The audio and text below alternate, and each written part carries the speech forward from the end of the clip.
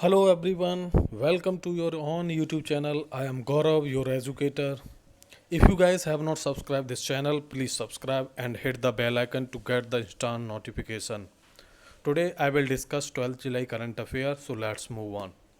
आज का question number पहला क्या कहता है? हाल ही में किस देश ने भारत के साथ ओपन स्काई समझौता करने की इच्छा जताई है? तो ये UAE, United Arab emirate. Capital क्या है? Abu Dhabi. यहाँ की करेंसी क्या है? दिरहम। अबू धाबी करेंसी दिरहम है। राइट, अब समझते हैं हम ओपन स्काई समझौता। ये ओपन स्काई समझौता होता है वो दो देशों के बीच में असीमित उड़ानों की मंजूरी देने के लिए किया जाता है। स्काई से समझ रहे हैं ना, उड़ानों से संबंधित है। ये हमारी जो एयर सर्विस होती है उनसे संबंधित है। तो असीमित उड़ानें इसमें की मंजूरी दे दी जाती है। भारत सरकार को क्या है कि एक एग्रीमेंट है नागरिक उड्डयन नीति भारत की 2016। इसके तहत भारत को सार्क देशों के साथ और दिल्ली से 5000 किलोमीटर से अधिक की दूरी में जो देश आते हैं उनके साथ में ओपन स्काई समझौता करने का अधिकार है।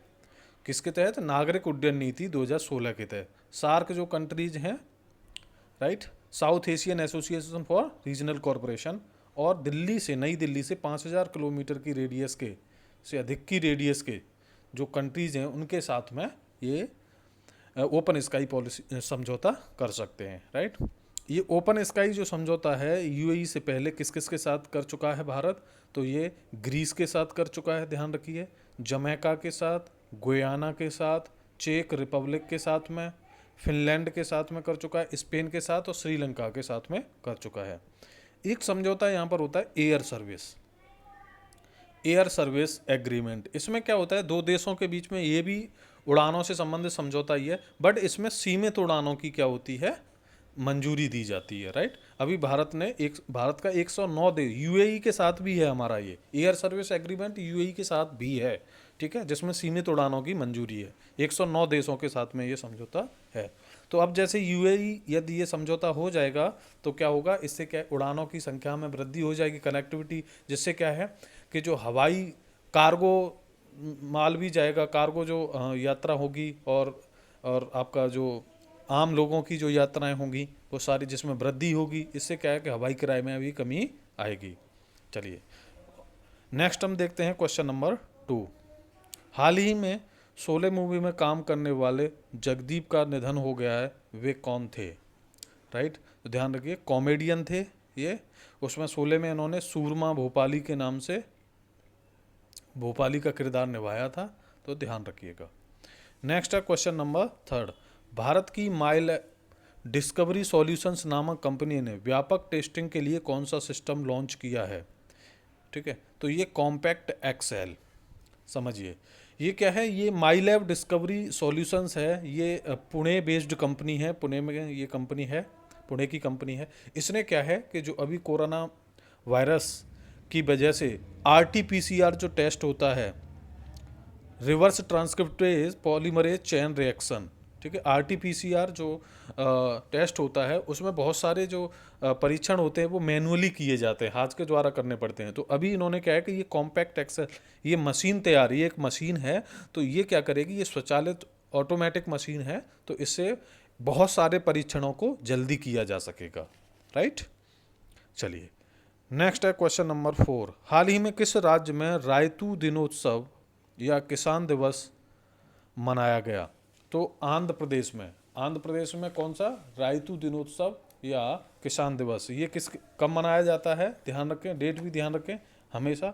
8 जुलाई को वाईएस जो राजशेखर हैं उनकी जयंती पर ये दिवस मनाया जाता है। राइट, ध्यान रखिएगा।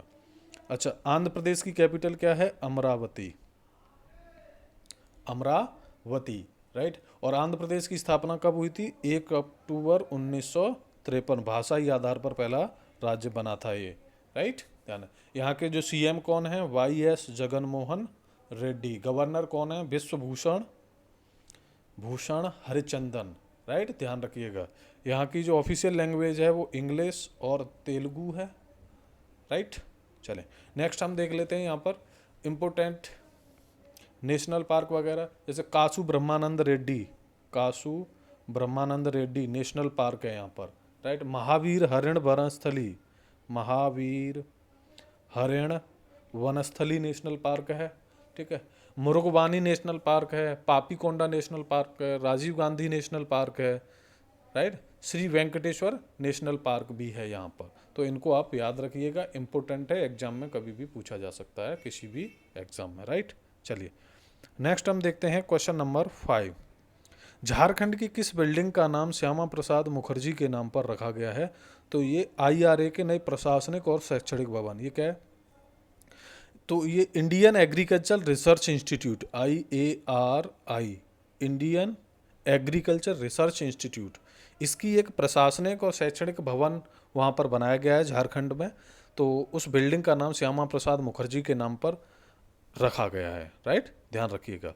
वैसे देखा जाए तो IARI के जो हेडक्वार्टर्स है की बात करें तो वो कहाँ है? दिल्ली में है, राइट। मूल रूप से ये बिहार में था, बिहार के पूसा में, राइट। इसका जो गठन है, ठीक है, गठन जो हुआ था वो 1905 में हुआ था, राइट। उसके बाद में इसके बहुत सारे नामों में भी परिवर्तन हुआ, राइट। आज़ादी के बाद इसका नाम, जब इसका गठन हुआ था, ये चलिए मैं यहाँ पर आपको बता देता हूँ। तो इसका ओरिजिनल जो नाम था वो था एग्रीकल्चर रिसर्च इंस्टीट्यूट था। फिर उसके बाद 1911 में इसका नाम परिवर्तन imperial institute of agriculture research कर दिया गया। उसके बाद 1919 में इसका नाम परिवर्तन हुआ, इंपीरियल एग्रीकल्चर इंस्टीट्यूट हो गया, ठीक है, ध्यान रखें। 1911 में क्या था? Imperial institute of agriculture research था, और 1919 में इंपीरियल एग्रीकल्चरल रिसर्च इंस्टीट्यूट। आज़ादी के बाद इसका नाम हुआ इंडियन एग्रीकल्चर रिसर्च इंस्टीट्यूट। तो मूल रूप से ये बिहार में पूसा में बनाया गया था इसका। वहाँ पर फिर भूकंप आ जाने के बाद 1934 के आसपास की बात है, भूकंप वगैरह आ जाने से तो वहाँ पर ये सारा डैमेज हो गया, तो इसके बाद में ये दिल्ली ट्रांसफ़र कर दिया गया था, राइट। तो ध्यान रखिए इसका। तो इसी की एक बिल्डिंग समझ लीजिए, वहाँ पर प्रशासनिक और शैक्षणिक भवन का निर्माण झारखंड में किया गया है, उसका नाम रखा गया है श्यामा प्रसाद मुखर्जी के नाम पर। जनसंघ के संस्थापक थे श्यामा प्रसाद मुखर्जी। क्वेश्चन नंबर 6, हाल ही में एमादुगोन कुलीबली का निधन हो गया। वे किस देश के PM थे? तो आइवरी कोस्ट के। कहाँ के थे? आइवरी कोस्ट या कोट डी आइवरी, ये पश्चिमी अफ्रीका का एक कंट्री है, ठीक है, छोटा सा। वहाँ के PM का निधन हो गया है, ठीक है। इसकी कैपिटल है, अब आइवरी कोस्ट की कैपिटल आपको पता होना चाहिए, यामोसुक्रो,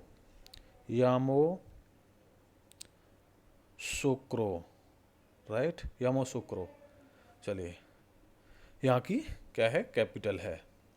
और यहाँ के यदि हम राष्ट्रपति की बात करें तो राष्ट्रपति हैं अलासेन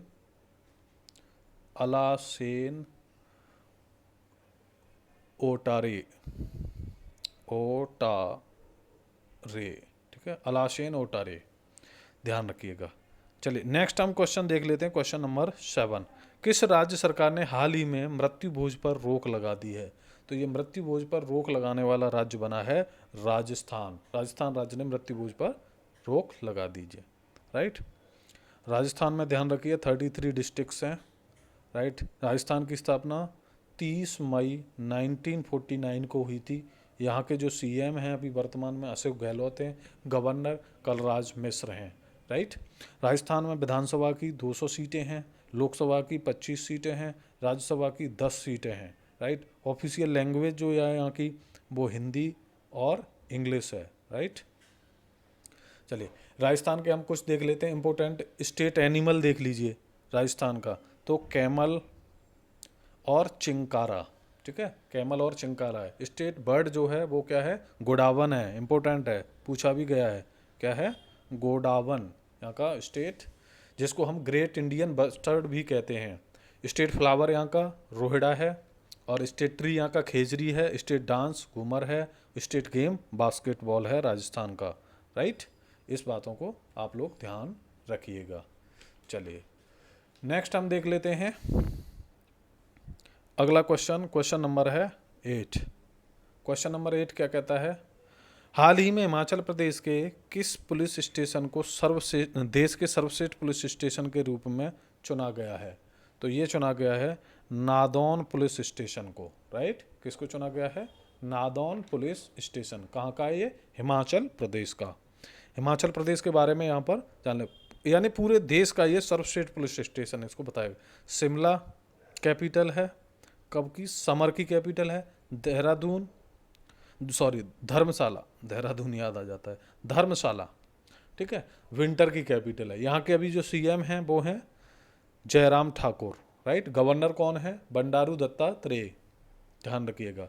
और जो हिमाचल प्रदेश को दिवस कब मनाया जाता है? 25 जनवरी को, क्योंकि 25 जनवरी 1971 को ही इसको राज्य का दर्जा मिला था। ऑफिशियल लैंग्वेज हिंदी है, एडिशनल ऑफिशियल लैंग्वेज संस्कृत है, ध्यान रखें यहाँ पर। यहाँ के कुछ इम्पोर्टेंट एरियाज़ हम देख लेते हैं।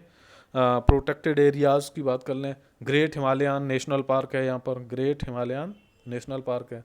इंदर किला नेशनल पार्क है, राइट। खीर गंगा नेशनल पार्क है, ओके।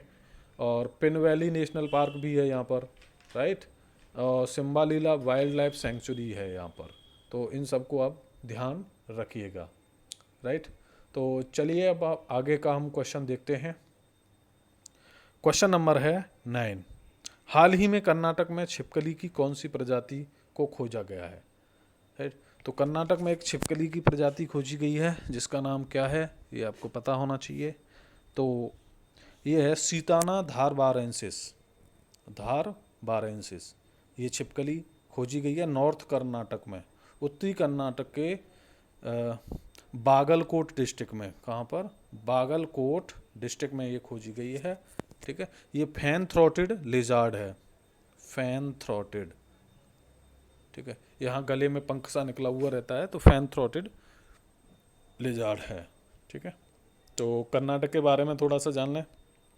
कर्नाटक की जो कैपिटल है वो बेंगलुरु है। यहाँ के सीएम कौन है? BS येदियुरप्पा। गवर्नर कौन है? वजुभाई वाला, राइट। कर्नाटक में अंसी नेशनल पार्क है, बांदीपुर नेशनल पार्क है, बनेरघट्टा नेशनल पार्क है, कुद्रेमुख नेशनल पार्क है और नागरहोल नेशनल पार्क है। Question number 10। हाल ही में रील्स नामक शॉर्ट वीडियो फीचर किसके द्वारा लॉन्च किया गया है? तो ये इंस्टाग्राम के द्वारा। इंस्टाग्राम ने अभी हाल ही में टिकटॉक पर जैसे आप लोग वीडियो बनाते थे उसी तरीके से रील्स पर भी 15 सेकंड की आप वीडियो बना सकते हो, ठीक है। तो ये फीचर लॉन्च किया है इंस्टाग्राम ने। Question number 11।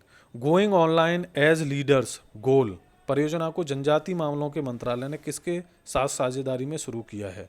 तो राइट, आप ध्यान रखेंगे फेसबुक के साथ में साझेदारी के साथ ये इसको लॉन्च किया गया है, राइट। तो इसमें क्या होगा कि जो आपके जनजातीय क्षेत्र के जो युवा होते हैं उनको कौशल प्रदान किया जाएगा। अनुसूचित समुदाय के 5000 युवाओं को डिजिटल तरीके से कौशल प्रदान किया जाएगा, उनको अधिकार संपन्न बनाया जाएगा, राइट। और पूरे देश में भारत के जितने भी जनजातीय क्षेत्र के युवा हैं उनको व्यक्तिगत रूप से इसमें संरक्षण प्रदान करने का प्रावधान है, ठीक है। क्या क्या दिया जाएगा इसमें? डिजिटल साक्षरता, जीवन कौशल और उद्यमशीलता, ये सारी चीज़ें उनको सिखाई जाएंगी, ठीक है। एक तरीके से समझ लीजिए कि जो अनुसूचित जनजाति के जो युवा लोग हैं उनकी मेंटरशिप एकदम की जाएगी, उनको मेंटर किया जाएगा। Question number 12। हाल ही में बाजार में कुशल श्रमिकों की मांग और आपूर्ति के अंतराल को भरने के लिए किस पोर्टल की शुरुआत की गई है?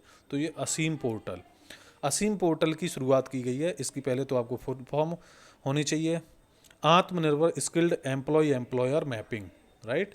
ये जो पोर्टल की शुरुआत की है, इस पोर्टल की शुरुआत किसने की है? कौन सी मंत्रालय ने की है? Ministry of skill development and entrepreneurship, ठीक है।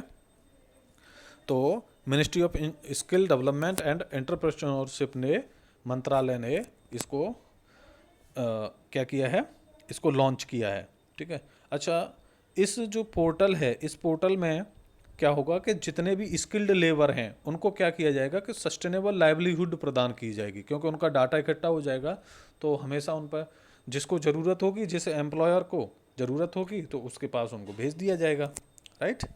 इसका जो पोर्टल है, इसका डेवलपमेंट और जो मैनेजमेंट किया है वो NSDC ने किया है इसका, राइट। NSDC ने किसके साथ में मिलकर के? बेटर प्लेस, एक बेंगलुरु बेस्ड कंपनी है, बेटर प्लेस और NSDC national skill development corporation, दोनों ने मिलकर के इसका मैनेजमेंट और डेवलपमेंट किया है इस पोर्टल का, राइट। तो ध्यान रखिएगा, असीम पोर्टल की फुल फॉर्म याद रखिए, ठीक है, ठीक है। और इसका मंत्रालय के किस मंत्रालय ने इसको शुरू किया है, तो ध्यान रखेंगे कौशल विकास और उद्यमिता मंत्रालय ने। नेक्स्ट है क्वेश्चन नंबर 13।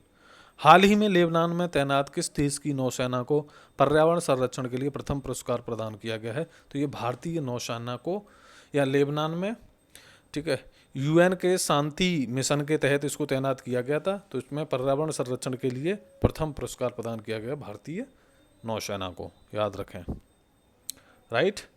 चलिए, लेबनान की कैपिटल बेरूत है और यहाँ की करेंसी है लेबनानीज पौंड। राष्ट्रपति हैं यहाँ के मिकाइल ऑन, और यहाँ के पीएम है हसन डाइब, ठीक है, हसन डाइब। नेक्स्ट हम देखते हैं क्वेश्चन नंबर 14, इंपोर्टेंट क्वेश्चन है। मालाबार सैन्य अभ्यास किन देशों के बीच में आयोजित किया जाता है, तो मालाबार जो अभ्यास है ये एक नवल एक्सरसाइज है, नौसैनिक, ठीक है, नौसैनिक अभ्यास है ये, ठीक है। ये कब से चल रहा है, 1992 से ये शुरू हुआ है। पहले ये होता था आपको इंडिया और अमेरिका के बीच में, ठीक है। तो पहले हम इस क्वेश्चन का जो आंसर है वो है अमेरिका, जापान और भारत के बीच में ये होता है। ट्राइलेटरल नवल एक्सरसाइज है। जब 1992 में ये शुरू हुआ था तो इंडिया और यूएसए के बीच में होता था। उसके बाद 2015 में इसमें क्या इसको जापान को भी शामिल कर लिया गया, राइट। अभी वर्तमान में ये इसको सोच रहे हैं कि अगले साल 2021 में होना है मालाबार एक्सरसाइज, तो उसमें ऑस्ट्रेलिया को भी शामिल करने का सोचा जा रहा है। क्वेश्चन नंबर 15, एलएसी पर तैनात बहुउद्देशीय लड़ाकू हेलीकॉप्टर अपाचे को किस कंपनी ने बनाया है, तो अपाचे को बनाया है किसने, बोइंग ने। ये यूएसए की कंपनी है बोइंग, हेडक्वार्टर इसका या इसकी जो स्थापना हुई थी वो वाशिंगटन में डीसी में हुई थी, सिएटल में, ठीक है। तो आज हमने 15 क्वेश्चन, बहुत ही इंपॉर्टेंट क्वेश्चंस देख लिए और उनके साथ ही में हमने बहुत ही अच्छे से डिटेल्स में मैंने उनकी आपको बताया है जो एक्सप्लेनेशन है, राइट। यदि वीडियो आप लोगों को अच्छा लगा है तो प्लीज़ वीडियो को लाइक कीजिए, कमेंट करके अपने सुझाव अवश्य दें और वीडियो को अपने दोस्तों के बीच में बहुत ज़्यादा से ज़्यादा शेयर करिएगा, ठीक है। चलिए, वीडियो देखने के लिए बहुत बहुत धन्यवाद।